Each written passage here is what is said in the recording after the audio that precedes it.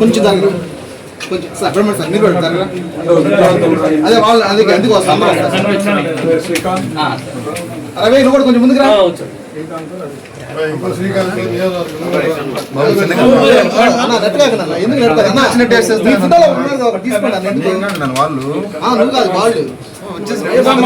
తీసుకోండి sir Brahma sir my కొంచెం phone ఎన్నుకోవాలి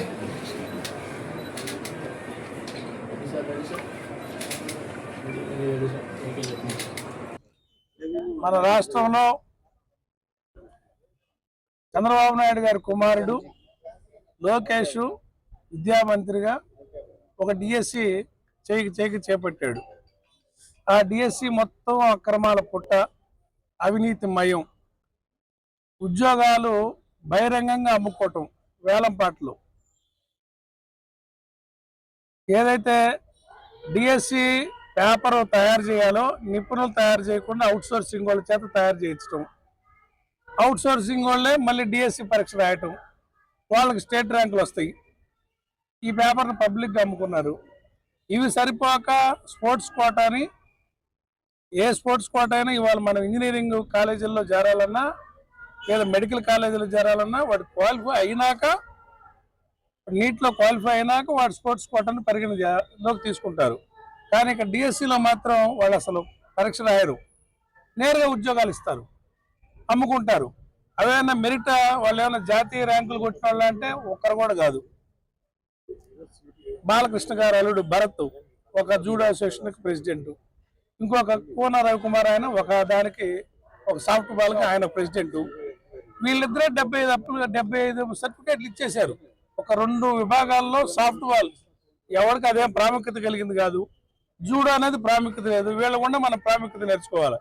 ఇవేదో చాలన్నట్టు ప్యాకాట్ను కూడా స్పోర్ట్స్ కోటాలు పెట్టారు.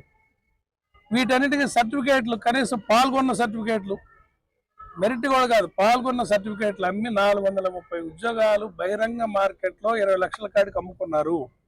పేపర్లు కూడా మెగా డిఎస్సి అని చెప్పిన పేపరు, క్వాలిఫైడ్ టెస్ట్ పేపర్ కూడా అమ్ముకున్నారు. ఇంత దారుణం. ఎన్టీ రామారావు మనవడుగా పుట్టి ఈ కక్కుర్తి ఏందో మనకు అర్థం కావట్లా. ముఖ్యమంత్రిగా మీ అయ్యే 15 ఏళ్ళ నుంచి చేస్తున్నాడు. నువ్వు విద్యాశాఖ మంత్రిగా చేశారు, ముఖ్యమంత్రి కావాలనుకుంటున్నావు. ఇంత దిగజారితే ఎట్ట లోకేష్ గారు? తక్షణమే నీకు ఆ విద్యాశాఖలో కూర్చునే అర్హత లేదు. తక్షణమే రాజీనామా చేసి ఈ తెలుగు రాష్ట్రంలోని పిల్లలకి క్షమాపణ చెప్పాలని కోరుతా ఉన్నా. మీ తాత ముఖ్యమంత్రి, మీ తండ్రి ముఖ్యమంత్రి, ఇంకా ఎందుకు ఇంత అవినీతి పనులు నువ్వు పాల్పడుతున్నావు అనేది అర్థం కావట్లేదు. ఇది మంచి పద్ధతి కాదని తక్షణమే రాజీనామా చేసి ప్రజలకు క్షమాపణ చెప్పాలని అంతవరకు మా పార్టీ ఆధ్వర్యంలో మేము యువతకి పిలిపిస్తున్నాం. బీఈడి రాసే వాళ్ళకి, పిఈటి రాసే వాళ్ళకి, ఎవరైతే డిఎస్సి అరువులో వాళ్ళందరికీ మేము ఈ సమావేశం ద్వారా పిలిపిస్తున్నాం.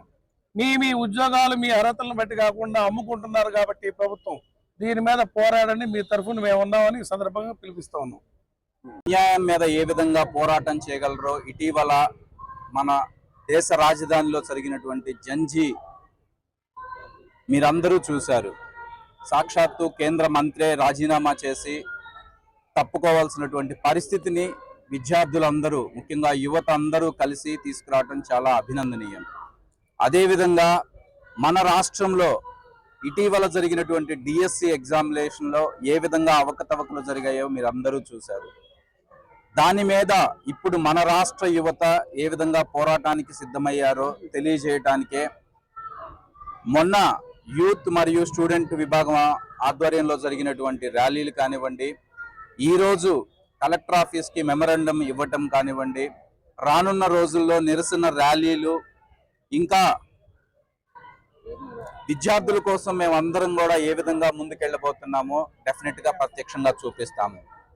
ముఖ్యంగా డిఎస్సి ఎగ్జామినేషన్ రాయకుండానే సీటు తెచ్చుకుంటున్నారు అంటే మనం ఎటుపోతున్నామో ఒక్కసారి ఆలోచించుకోండి. స్పోర్ట్స్ కోటాలో జరిగినటువంటి అవకతవకలు,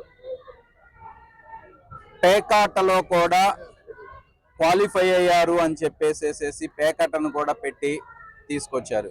బహుశా పేకాటలో కూడా డిఎస్సి ఎగ్జామ్కి సీట్స్ ఇస్తున్నారా అనే బొల్లేమో కూటమిలో ఉన్నటువంటి దాదాపు సగం మందికి పైగా ఎమ్మెల్యేలు వాళ్ళ కాన్స్టిట్యున్సీలో పేకాట కోచింగ్ సెంటర్లు ఏ విధంగా స్టార్ట్ చేశారో మీరు అందరూ చూస్తూనే ఉన్నారు. దానిలో ట్రైనింగ్ ఇవ్వటమే కాదు, కోట్లకు కోట్లు సామాన్య మధ్యతరగతి ప్రజల ధనాన్ని కూడా లూటీ చేసుకుంటున్నారు. రానున్న రోజుల్లో ఇంకా ఏ ఆటలు పెడతారో కూడా ఈ డిఎస్సి ఎగ్జామినేషన్లో కూడా తెలియకున్నటువంటి స్థితి ఉంది. వెంటనే దీనికి రెస్పాన్సిబిలిటీ తీసుకొని విద్యాశాఖ మంత్రి అయినటువంటి నారా లోకేష్ గారు, అదేవిధంగా ముఖ్యమంత్రి శ్రీ నారా చంద్రబాబు నాయుడు గారు ప్రతి ఒక్కళ్ళు కూడా విద్యార్థులకి, ముఖ్యంగా డిఎస్సి అభ్యర్థులకి అందరికీ క్షమాపణ చెప్పి తక్షణమే ఇటీవల జరిగినటువంటి వాటిని వెంటనే రద్దు చేసి మళ్ళీ ప్రాపర్గా ఎలిజిబుల్ అయినటువంటి క్యాండిడేట్స్ ఎవరైతే ఎగ్జామినేషన్లో ఎలిజిబుల్ అవుతారో లేదా మంచి మిత్రులందరికీ నమస్కారాలు. నా పేరు పల్నాటి రవీంద్రనాథ్ రెడ్డి, జిల్లా విద్యార్థి విభాగం అధ్యక్షుడిని. ఈరోజు డిఎస్సి మీద అక్రమం జరిగింది, స్కామ్ జరిగిన దాని మీద ఫీజు రీఎంబర్స్మెంట్, నిరుద్యోగ వృద్ధి, సంవత్సరానికి జాబ్ క్యాలెండర్ అని చెప్పి 20 లక్షల ఉద్యోగాలు ఇస్తారన్నారు. వాటి మీద పోరాటం మీద కలెక్టర్ గారికి వినతి పత్రం ఇవ్వడం జరిగింది.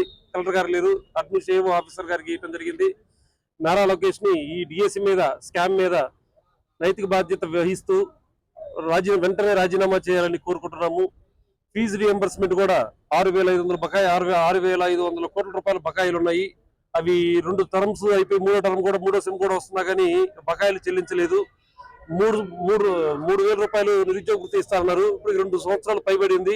3,000 రూపాయలు నిరుద్యోగ విద్యార్థులందరికీ బకాయి ఉన్నారు. ఆ బకాయిలు కూడా చెల్లించవలసిందిగా కోరుతున్నాము.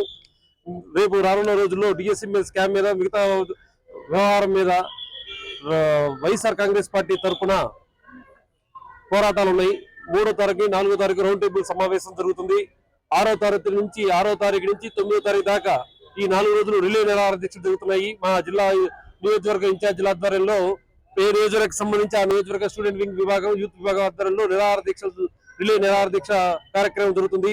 అనంతరం 10వ తారీఖున ప్రతి నియోజకవర్గంలో ర్యాలీలు కూడా నిర్వహించడం జరుగుతుంది. ఈ కార్యక్రమానికి వచ్చిన అతిథులందరికీ ధన్యవాదాలు తెలియజేసుకుంటున్నాను.